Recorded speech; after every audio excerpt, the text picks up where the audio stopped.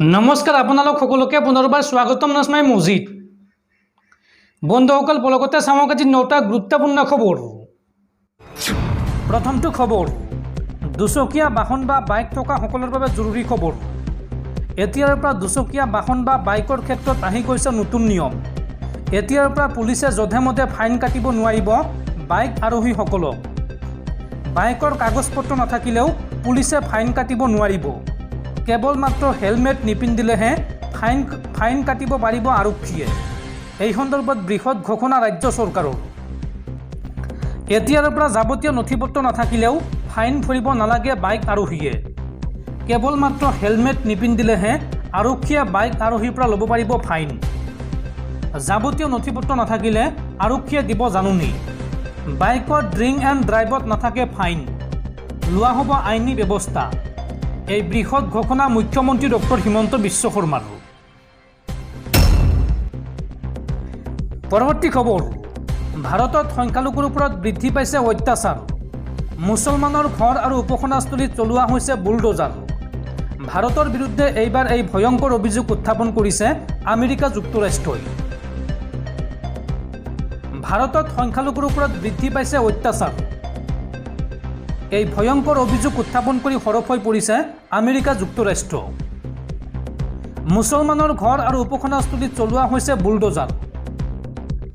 ভাৰতত কেইবাখনো ৰাজ্যত প্ৰণয়ন কৰা হৈছে ধৰ্মান্তকৰণ বিৰোধী আইন।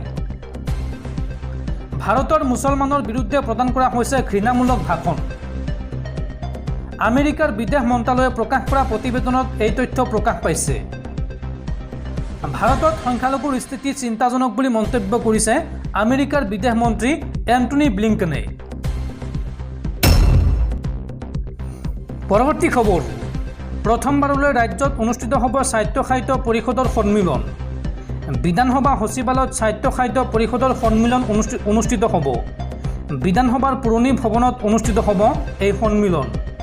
সন্মিলনৰ পূৰ্বে সংবাদমেল সম্বোধন বিধানসভাৰ অধ্যক্ষ বিশ্বজিৎ দৈমাৰীৰ। উল্লেখযোগ্য যে ৰাজ্যৰ 10খন সাহিত্য সাহিত্য পৰিষদৰ প্ৰতিনিধিয়ে অংশ ল'ব এই সন্মিলনত। দৰ্শকসকল আৰু বহুতো গুৰুত্বপূৰ্ণ খবৰ আছে। তাৰ আগতে আপোনাক জনাওঁ যে যদি আপুনি এতিয়ালৈকে এইটো ভিডিঅ'ত লাইক কৰা নাই তেন্তে এতিয়াই ভিডিঅ'টোত লাইক কৰি দিয়ক। আৰু এনেকুৱা ধৰণৰ ভিডিঅ'সমূহ নিতৌ চাবলৈ চেনেলটো ছাবস্ক্ৰাইব কৰি কাষত থকা বেল আইকনটো প্ৰেছ কৰি ৰাখক। পৰৱৰ্তী খবৰ, অসমত পুনৰ 90 দশকৰ এনকাউণ্টাৰ, আৰক্ষীৰ অত্যাচাৰ বৃদ্ধি পোৱা পৰিলক্ষিত হৈছে। কেৱল জনপ্ৰিয় হ'বলৈকে আৰম্ভ কৰা এই ষ্টাণ্ডত কিমান ডেকা ল'ৰা আমাৰ মাজৰ পৰা আঁতৰি গ'ল আৰু ভৱিষ্যতে কিমান যোৱাৰ সম্ভাৱনা আছে, সেইবোৰ ভাবিলেই বুকু কঁপি উঠে। এই মন্তব্য ৰাজ্যসভাৰ সাংসদ অজিত কুমাৰ ভূঞাৰ। পৰৱৰ্তী খবৰ, বৃহস্পতিবাৰে নলবাৰীত অনুষ্ঠিত হয় ৰাজ্য চৰকাৰৰ কেবিনেট বৈঠক। হিমন্ত বিশ্ব শৰ্মা নেতৃত্বাধীন ৰাজ্য চৰকাৰৰ কেবিনেট বৈঠকত লোৱা হয় কেইবাটাও গুৰুত্বপূৰ্ণ সিদ্ধান্ত। এই কেবিনেট বৈঠকত কি সিদ্ধান্ত লোৱা হৈছে চাওঁ আহক। বৃহস্পতিবাৰে নলবাৰী জিলা প্ৰশাসনৰ কাৰ্যালয়ত অনুষ্ঠিত হয় ৰাজ্যিক কেবিনেটৰ বৈঠক। এই বৈঠকত কেবিনেটে কেইবাটাও গুৰুত্বপূৰ্ণ সিদ্ধান্ত গ্ৰহণ কৰে। কেবিনেট বৈঠকৰ অন্তত মুখ্যমন্ত্ৰী ডক্টৰ হিমন্ত বিশ্ব শৰ্মাই সংবাদমেল সম্বোধন কৰি গ্ৰহণ কৰা সিদ্ধান্তসমূহ ৰাজহুৱা কৰে। ৰাজ্যিক কেবিনেট বৈঠকত কি সিদ্ধান্ত লোৱা হৈছে চাওঁ আহক। সৰ্বশিক্ষাৰ 35,000 বিশেষ শিক্ষক পদ সৃষ্টিৰ সিদ্ধান্ত ৰাজ্যিক কেবিনেটৰ। লগতে নলবাৰীৰ 4 ধৰ্মীয় স্থানলৈ 3 কোটিকৈ টকা দিব ৰাজ্য চৰকাৰে। আৰু ঐতিহ্যমণ্ডিত MNC কলেজত আৰম্ভ হ'ব বিজ্ঞান শাখা। নলবাৰী চিকিৎসা মহাবিদ্যালয়লৈ যাবলৈ নিৰ্মাণ কৰিব উৰণ সেতু।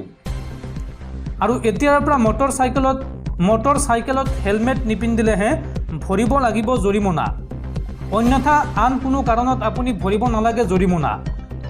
আৰু লগতে তিনিচকীয়া বাহনৰ ক্ষেত্ৰতো নাথাকিব জৰিমনা। তিনিচকীয়া বাহনে 4বাৰ নিয়ম ভংগ কৰিলেহে ভৰিব লাগিব জৰিমনা। ড্ৰিংক এণ্ড ড্ৰাইভত থাকিব জৰিমনা। নলবাৰীত নিৰ্মাণ হ'ব অত্যাধুনিক ষ্টেডিয়াম। নলবাৰী জিলাৰ অবিবি শিক্ষকসকললৈ 2 লাখকৈ টকাৰ এককালীন সাহায্য প্ৰদান কৰা হ'ব। আৰু 30 ছেপ্টেম্বৰৰ ভিতৰত এই 2 লাখ টকাকৈ দিয়া হ'ব শিক্ষকসকলক। নলবাৰী জিলাত 19 কিলোমিটাৰ নতুন মথাউৰি নিৰ্মাণ কৰা হ'ব। মৰা পাগলাদিয়া আৰু বুঢ়াদিয়া নৈৰ পাৰত নিৰ্মাণ কৰা হ'ব মথাউৰি। টিহু সমষ্টিত 16 কিলোমিটাৰ মথাউৰি নিৰ্মাণ কৰা হ'ব। বৰক্ষেত্ৰীত 3 কিলোমিটাৰ মথাউৰি নিৰ্মাণ কৰা হ'ব। নলবাৰীত অনুষ্ঠিত হোৱা ৰাজ্যিক কেবিনেট বৈঠকত এইসমূহ বৃহৎ বৃহৎ সিদ্ধান্ত গ্ৰহণ কৰা হৈছে। পৰৱৰ্তী খবৰ, অসম আৰক্ষীৰ লজ্জাজনক ব্যৰ্থতা। জাহাংগীৰ হত্যাকাণ্ডৰ তদন্ত CIDক অৰ্পণ DGP GP সিঙৰ। আকাংক্ষিতভাৱে অৱহেলাত হাৰ মানিলে অসম আৰক্ষীয়ে। ঢকুৱাখানাৰ জাহাংগীৰ হুছেইন হত্যাকাণ্ডৰ তদন্ত অৱহেলাত অপৰাধ অনুসন্ধান বিভাগলৈ হস্তান্তৰ কৰিলে অসম আৰক্ষীয়ে। অসম আৰক্ষীৰ সঞ্চালক প্ৰধান জ্ঞানেন্দ্ৰ প্ৰতাপ সিঙৰ এক নিৰ্দেশযোগে এই তদন্তৰ ভাৰ CIDলৈ হস্তান্তৰ কৰা হৈছে।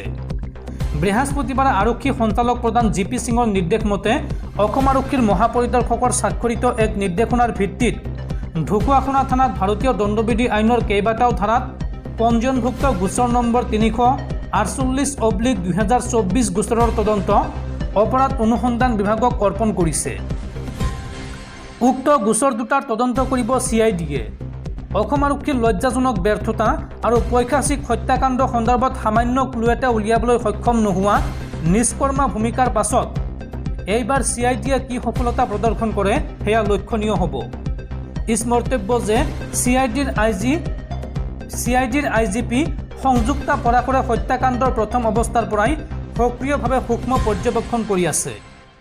এনেস্থলত হত্যাকাণ্ডৰ এটা মাহ অতিক্ৰম কৰিবলৈ কেইটামান দিন বাকী থকা অৱস্থাত অসম আৰক্ষীয়ে এই দুটা গোচৰ তদন্ত কৰিবলৈ CIDক অৰ্পণ কৰাৰ পাছত ন্যায়কামী ৰাইজ বিশেষ উৎসাহী হোৱা পৰিলক্ষিত হোৱা নাই। ৰাইজে হত্যাকাৰী নিখুঁত পৰিকল্পনাত শৰণ লোৱা এনে ব্যৰ্থতাই জোনমণিৰ এবাৰ গোচৰৰ পুনৰাবৃত্তি হোৱাৰ সন্দেহ প্ৰকাশ কৰিছে। পৰৱৰ্তী খবৰ, ভাৰতীয়সকলৰ বাবে এক উদ্বেগজনক খবৰ। ভাৰতৰ আধা সংখ্যক মানুহে আনফিট। শেহতীয়া প্ৰতিবেদনত প্ৰকাশ পাইছে এই চাঞ্চল্যকৰ তথ্য। লেঞ্চেট গ্ল'বেল হেল্থ জাৰ্নেলৰ এক প্ৰতিবেদনত প্ৰকাশ পাইছে চাঞ্চল্যকৰ তথ্য। প্ৰতিবেদন অনুসৰি ভাৰতৰ আধা সংখ্যক প্ৰাপ্তবয়স্ক নাগৰিক শাৰীৰিকভাৱে সম্পূৰ্ণ সুস্থ নহয়। ভাৰতৰ বেছিভাগ মহিলাই নিজৰ কামৰ পৰা আঁতৰি থাকে বুলিও দাবী কৰিছে এই প্ৰতিবেদনটোত। ফলত তেওঁলোকৰ শাৰীৰিক অক্ষমতা বাঢ়িছে। 2022 চনলৈকে সমীক্ষা চলোৱাৰ পিছত এই প্ৰতিবেদন প্ৰকাশ কৰিছে লেঞ্চেটে। ইয়াত কোৱা হৈছে যে ভাৰতৰ 50% প্ৰাপ্তবয়স্ক নাগৰিক পুৰুষ বা মহিলা যিয়েই নহওক কিয় শাৰীৰিকভাৱে অক্ষম। আনহাতে 57% ভাৰতীয় মহিলাই প্ৰয়োজন অনুসৰি শাৰীৰিক ক্ৰিয়াকলাপ নকৰে। এই ক্ষেত্ৰত পুৰুষৰ স্কৰ অলপ ভাল। অৰ্থাৎ ঘৰুৱা শ্ৰমৰ ক্ষেত্ৰত ভাৰতীয় পুৰুষসকল 14% আগবাঢ়ি আছে। এলেহুৱাৰ তালিকাত দক্ষিণ এছিয়াৰ ভিতৰত দ্বিতীয় স্থানত আছে ভাৰত।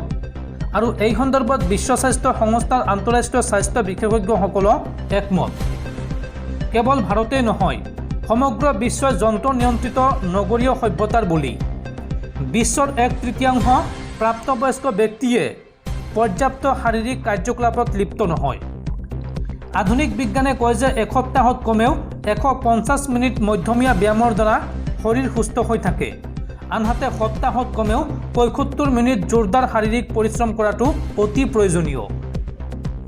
প্ৰতিবেদন অনুসৰি 2010 চনৰ তুলনাত কাম কৰাৰ প্ৰৱণতা 5%তকৈ অধিক হ্ৰাস পাইছে। স্বাস্থ্য বিশেষজ্ঞসকলে দাবী কৰিছে যে শাৰীৰিক ক্ৰিয়াকলাপহীনতাৰ বাবে ৰোগ বৃদ্ধি পাইছে। বিশেষকৈ ইয়াৰ ফলত লাখ লাখ লোক হৃদৰোগ, মধুমেহ ৰোগত আক্ৰান্ত হৈছে। বিশ্ব স্বাস্থ্য সংস্থাই দাবী কৰে যে শাৰীৰিক নিষ্ক্ৰিয়তা, মানসিক চাপ আৰু অস্বাস্থ্যকৰ জীৱনশৈলী আধুনিক যুগৰ আটাইতকৈ ডাঙৰ মহামাৰী। ইয়াৰ বিনামূলীয়া ঔষধ হৈছে শাৰীৰিক পৰিশ্ৰম। পৰৱৰ্তী খবৰ, চৰকাৰী ঘৰৰ বাবে এতিয়াৰ পৰা প্ৰদান কৰা হ'ব 3,50,000 টকা। মোদী চৰকাৰৰ আঁচনিক পিছ পেলাই কংগ্ৰেছে আনিছে বৃহৎ আঁচনি। জনতাক দিয়া প্ৰতিশ্ৰুতি আখৰে আখৰে পালন কংগ্ৰেছৰ। চৰকাৰী ঘৰৰ বাবে এতিয়াৰ পৰা প্ৰদান কৰা হ'ব 3,50,000 টকা। দৰিদ্ৰ লোকৰ বাবে এই বৃহৎ ঘোষণা কংগ্ৰেছৰ। মোদী চৰকাৰৰ আঁচনিক পিছ পেলাই কংগ্ৰেছৰ বৃহৎ আঁচনি। পকী ঘৰ নিৰ্মাণ কৰিবলৈ বেংক একাউণ্টত প্ৰদান কৰিব এই ধন। কৰ্ণাটকৰ কংগ্ৰেছ চৰকাৰে দৰিদ্ৰ লোকৰ বাবে আনিছে এই অভিলাষী আঁচনি। কৰ্ণাটকৰ মুখ্যমন্ত্ৰী সিদ্ধাৰামায়াই ঘোষণা কৰিছে এই কথা। পৰৱৰ্তী খবৰ, গুৱাহাটীৰ শিশু নিৰ্যাতনকাৰী চিকিৎসক দম্পতি সংগীতা দত্ত আৰু ৱালিউল ইছলামৰ হ'ব পাৰে যাৱজ্জীৱন কাৰাদণ্ড। গুৱাহাটীৰ চিকিৎসক দম্পতি ডাক্তৰ সংগীতা দত্ত আৰু ৱালিউল ইছলামৰ বিপদ নিশ্চিত। ডাক্তৰ সংগীতা দত্ত আৰু ৱালিউল ইছলামৰ বিৰুদ্ধে IPCৰ 376 ক আৰু খ ধাৰাত আৰোপ কৰা হৈছে। পক্সো আইনৰ 6 নং ধাৰাত দোষী সাব্যস্ত হ'লে যাৱজ্জীৱন কাৰাদণ্ডৰে দণ্ডিত কৰা হ'ব। আৰু পক্সো আইনৰ 6 নং ধাৰাত দুয়োৰ বিৰুদ্ধে চলিব গোচৰ। গতিকে এইবাৰ বিপদ নিশ্চিত গুৱাহাটীৰ শিশু নিৰ্যাতনকাৰী এই চিকিৎসক দম্পতিৰ। পৰৱৰ্তী খবৰ, অটোৰিক্সা আৰু ই ৰিক্সা চালকলৈ ৰাজ্যত আহি গ'ল নতুন নিয়ম। অসম চৰকাৰে আনিলে এই নতুন নিয়ম। এতিয়াৰ পৰা অটোৰিক্সা আৰু ই ৰিক্সা চালকৰ পৰা যধে-মধে ফাইন কাটিব নোৱাৰিব অসম আৰক্ষীয়ে। এই সন্দৰ্ভত মুখ্যমন্ত্ৰী ডক্টৰ হিমন্ত বিশ্ব শৰ্মাৰ ডাঙৰ ঘোষণা। অটোৰিক্সা ই ৰিক্সা চালকলৈ নতুন নিয়ম আনিলে চৰকাৰে। এতিয়াৰ পৰা অটোৰিক্সা আৰু ই চালকে ভৰিব নালাগে ফাইন। অটোৰিক্সা আৰু ই ৰিক্সা চালকৰ পৰা যধে-মধে ফাইন কাটিব নোৱাৰিব আৰক্ষীয়ে। 4বাৰ অপৰাধ কৰাৰ পিছতহে আৰক্ষীয়ে বিহিব পাৰিব জৰিমনা। অৰ্থাৎ প্ৰথম 4বাৰ আৰক্ষীয়ে চালকসকলক দিব লাগিব ৱাৰ্ণিং, আৰু 5 নম্বৰ বাৰ ভুল কৰিলে লগে লগে বিহা হ'ব জৰিমনা। বৃহস্পতিবাৰে নলবাৰীত অনুষ্ঠিত হোৱা ৰাজ্য চৰকাৰৰ কেবিনেট বৈঠকত এই ডাঙৰ সিদ্ধান্ত গ্ৰহণ কৰা হৈছে।